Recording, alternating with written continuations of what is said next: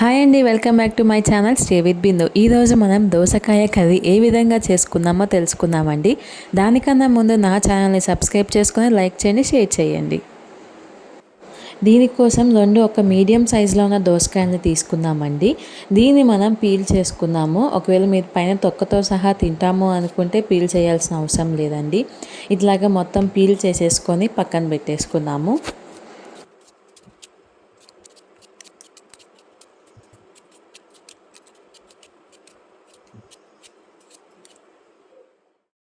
ఈ విధంగా రెండు పీల్ చేసుకున్నాక దీన్ని మనం మధ్యలో కట్ చేసుకొని చేదు ఉందా లేదా కాయ ఒకసారి చూసుకోవాలండి. చూసుకున్నాక మనం దీంట్లో నేనైతే సగం షీట్స్ అయితే నేను తీసేస్తున్నాను. మీకు కావాలి అనుకుంటే మీ షీట్స్ అయితే ఉంచుకోవచ్చండి, మేము తినగలము అనుకుంటే.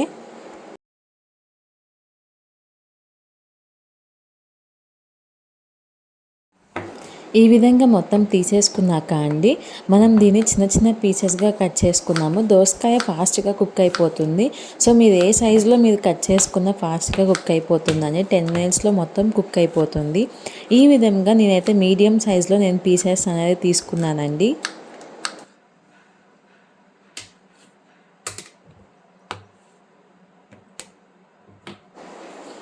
దోసకాయ మొత్తం కట్ చేసుకున్నాక ఒక బౌల్లోకి మనం ట్రాన్స్ఫర్ చేసుకున్నాము. దీంట్లోనే టొమాటో కూడా మనం కట్ చేసుకొని యాడ్ చేసుకున్నామండి. దీంతోపాటు మనం ఆనియన్ కూడా చిన్న చిన్న పీసెస్గా కట్ చేసుకొని యాడ్ చేసుకున్నాము. పచ్చిమిర్చి మధ్యలోకి కట్ చేసి నేను ఇట్లా వేస్తున్నానండి. ఇట్లా వేయటం వల్ల ఘాట్ అనేది ఆ కర్రీకి సరిపోతుంది. దీంట్లోనే కొంచెం సాల్ట్, కొంచెం పసుపు యాడ్ చేద్దాము.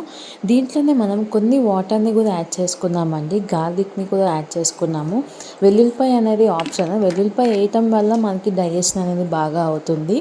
సో నేనైతే అన్నిట్లో వెల్లుల్లిపాయలు యాడ్ చేస్తాను. ఈ విధంగా మొత్తం మిక్స్ చేసుకొని ఒకసారి స్టవ్ మీద పెట్టుకొని 10 నిమిషాల్లో మీడియం ఫ్లేమ్లో పెట్టుకుంటే కుక్ అయిపోతుందండి. 10 మినిట్స్ తర్వాత అండి చూడండి మొత్తం సాఫ్ట్గా కుక్ అయిపోయింది. ఈ విధంగా మనకి కుక్ అయిపోతే సరిపోతుంది. దీన్ని కాసేపు మనం పక్కన పెట్టుకొని గ్రేవీ కోసం మనం ఇప్పుడు ప్రిపేర్ చేసుకుందామండి. మనం ఇప్పుడు ఒక బాండీ తీసుకొని దాంట్లో ఒక 2 టేబుల్ స్పూన్ దాకా పల్లీలు యాడ్ చేసుకున్నాము. కొన్ని మెంతులు యాడ్ చేసుకున్నాము. దీంట్లోనే జీలకర్ర, నువ్వులు ఒక 2 టేబుల్ స్పూన్ దాకా యాడ్ చేసుకున్నామండి. దీంట్లోనే కొంచెం ఎండు కొబ్బరి తురుము మనం యాడ్ చేసుకున్నాము.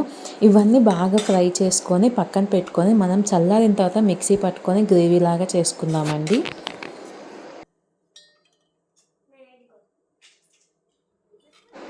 అదే కళాయిలో ఒక 1 టేబుల్ స్పూన్ దాకా ఆయిల్ తీసుకొని తాలింపు గింజలన్నీ మనం వేసుకొని కొంచెం మిక్స్ చేసుకున్నాక కరివేపాకు, ఆనియన్ కూడా మనం యాడ్ చేసుకొని కొంచెం గోల్డెన్ బ్రౌన్ కలర్ వచ్చేదాకా ఫ్రై చేసుకుందామండి. మనం ముందుగానే మిక్సీ పెట్టుకున్నాం కదండి పేస్ట్ని, ఈ గ్రేవీని మనం యాడ్ చేసుకున్నాము. ఏ కప్తో అయితే గ్రేవీ వచ్చిందో అదే కప్తో మనం అదే గ్లాస్తో వాటర్ మనం యాడ్ చేసుకున్నాము. ఈ విధంగా వాటరీగా ఉంటుందండి. మనం మిక్స్ చేసే కొద్దీ అది థిక్నెస్ అనేది వస్తుంది.